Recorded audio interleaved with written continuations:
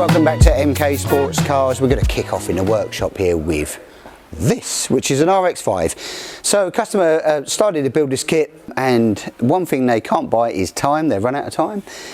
Really busy with work, so they've asked us to sort of continue on the job for them. So we've been cracking on. So you probably wouldn't have seen from where it is, because we can't show everything that we do in the workshop. We don't have time to video everything, but what we've been doing on this is quite extensive. So this is a standard RX-5 kit with a 1.8 MB engine in there, and some of the bits that we've been doing over the course of, well, the last 2 weeks really, is checking things that have been done firstly. So we like to go through and make sure everything that's done pre-installed by the customer is fitted. Some of it we've had to take off and redo, make sure it's safe and make sure it's correct for IVA. Things like this, the fan, we had to refit this. This was all loose in here.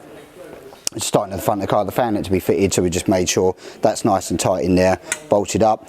We got things like this that we've mounted now, which is for the bracket for the nose cone, which is a little, for different brackets for different nose cones, but this is for the Essex nose cone. Indicators of these are in here for the moment, put in for IVA, because we will be changing some headlights and that for the customer afterwards, what he wants to do. Mudguard brackets were fitted, but we've refitted them and done all the wiring for the indicator. We've had to put these in. These are an IVA compliance, so they've all been nicely bonded in. Rerouted the brake lines and had to do some stuff on the brake calipers here. They've had to be, just make sure the housing was safe, make sure, again, it's safety critical. We geoed the front end, geoed the whole car really, so we tested it out. It's been on the ground, geoed it all up. You have to make sure you center the steering rack before you do that, so we centered the steering rack and then geoed the front of the car.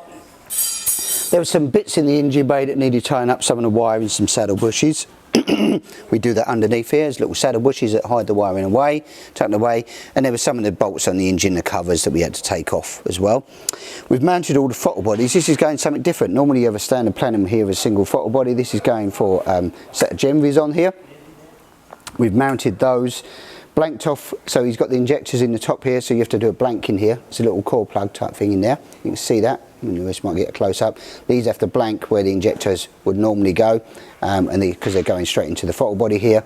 Mounted under here all the linkages here for the throttle cable, and made the throttle cable that links that all up back to your accelerator. That's all, as you can see, they're all nicely moving now. Fuel rails all in. We just got to connect that up to the fuel lines here.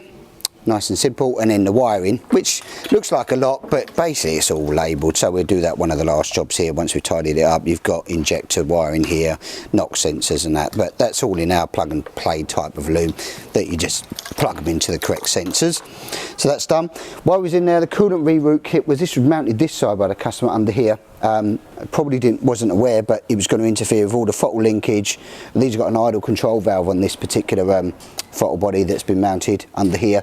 Everything was interfering, so we rerouted it on this side here, joining it with a metal pipe here because it's near the manifold, just for a bit of heat protection really on the silicone hose. So we've joined that all up. We've just got the top hose, then return to connect to the header tank once we get the border bulkhead on in this area. Manifold exhaust has already been mounted up. That's all done, and done the final fix on that. Clutch line was in, and we've bled all the clutch up, so we've got a nice clutch pedal now as well. So there's a little braided line that sits down here. It's only a short one, this line that joins the two. They've got a banjo on each end, so it's a 3/8 one end and an M10x1 on the other side. But that was a nice new clutch slave in there, so we can't see any problems with that being non-operational, new product. Looks spiffing, to be honest with you.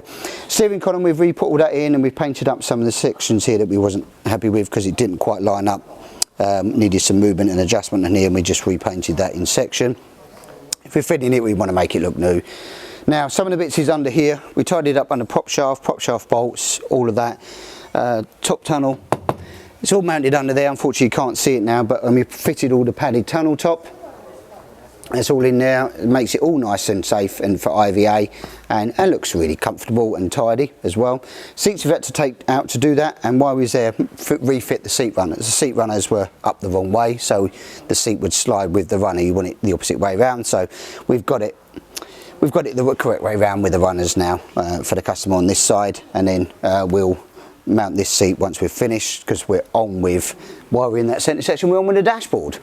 So we're mounting now the dashboard in here. The customer had mounted this and we fixed it in. There's a couple of fixings that were missing, and we had to change the clocks because his clocks, this says miles per hour now. We had to change them out for him because his current setup said kilometres an hour. So we had to change the clocks out. That was from an RS model, I think it was an import as well. So they've all been fitted. Dashboard is the last bit here where the guys are marking up. We're going to be putting the fog light switch in and the couple of switches that are needed for this. We can fit them in here if you want to, but we tend to put them in here. The hazard and the fog light will go in here, make it nice and neat and tidy. Tidies the whole thing up there. Dashboard will be done because you've got to mount this to the scuttle, the dash of the scuttle, to get it in, because you will not, once you've mounted it on here, when you have a roll cage, you can't just take the dashboard off and put it on. It interferes with the roll cage, so you have to take off one whole unit. These fixings are already in, it's all been measured out, so that'll be a nice quick fix to do that. And then we'll continue on with the wiring. I think Adrian and he's on with the wiring, the fog light switches and stuff like that now, because you have to have a little relay switch in there as well. So he's on with that.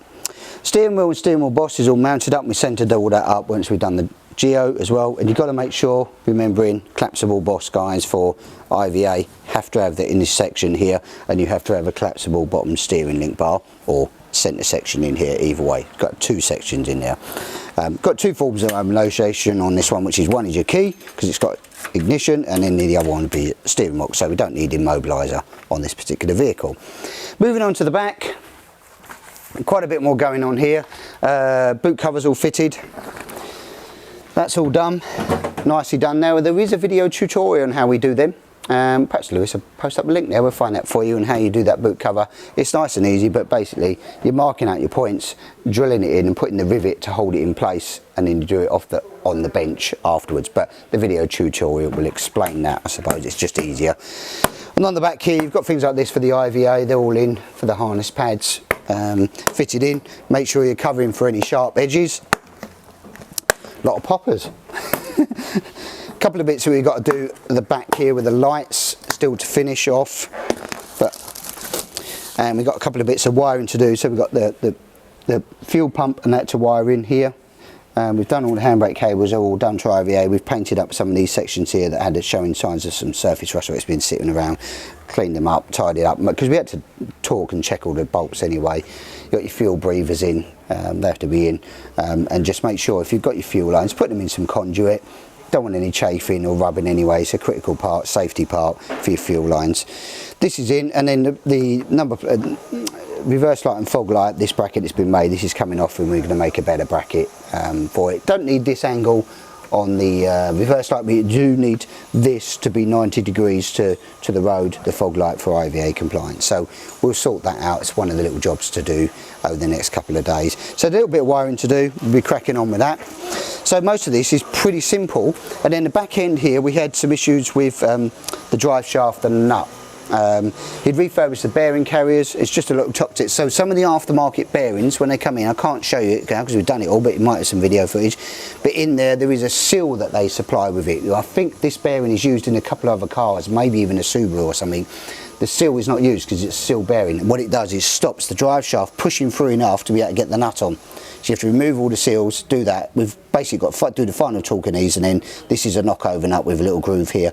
Got to make sure you knock that nut over. If you don't knock that over, it's probably going to do when you're going down the road. Won't be good really. So done that, geoed the car in the rear, that's all done. Suspension geo's done, all the ride heights have been done on this particular vehicle. Basically we aim for about a 20mm rake from the front to the rear on this particular car we've done. So once the customer sits in, it's going to be about 20mm. We've got it at 25, so it'll be about 20mm alignment on there. So yeah, looking at that, and then we've done all the body fitment. That's all fitted nicely. We've actually removed that, so all of the bonnets have been done, all the clips have been done.